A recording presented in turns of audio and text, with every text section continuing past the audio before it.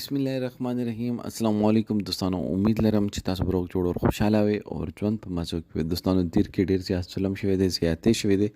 د ایوه کور دوه مشنان ځمکه په تنازع باندې خپل د تره د زوی د لاسه قتل شو آخر د قتل ته ولې مجبوره شولو او دوی آخر څنګه یې قتل کړو دوستانو دې باره کې په ټولو اهم معلومات په دې ویډیو کې شریکو او که تاسو ټولو اهم معلومات باندې ځان خبرول غواړئ مونږ ویډیو ځان سره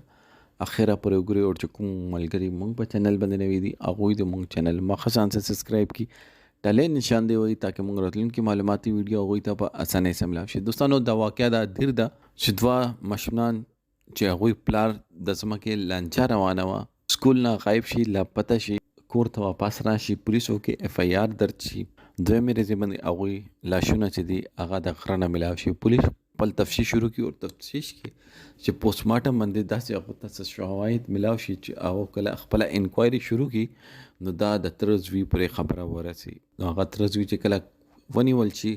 تورو تمبو شاته شي او چې کله پولیس هغه ریمانډ واخلي نو هغه د خبرې اقرار وکړي چې دا ما سکول نه روان کړي وو موږ دوی سره د ځمکې په تنازع باندې څه مسلې روانې وې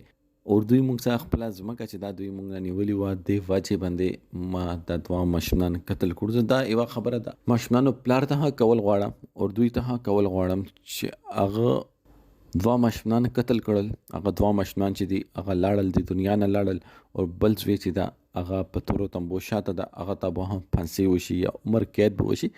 دواړو طرف ته زندگی خاندان ختم شو لږې غوندې ځمکې د ټوکړې دپاره قرآن کې رسي چې الله پاک وایي چې ځمکه د صرف او صرف د الله ده او دې ځمکې دپاره موږ د حد پرې ځو چې خپلې ډېرې خواږې رشتې چې دي هغه مونږ ختمې کړو او هغې کې مونږ خپلې دشمنیانې پیدا کړو اوس به دوی دشمني په څه باندې کوي دغه سړي دوه بچي هغه ورته دغه قتل کړو هغه یو بچی هغه تورو تمبو شاته ده ګټه یې څه وکړه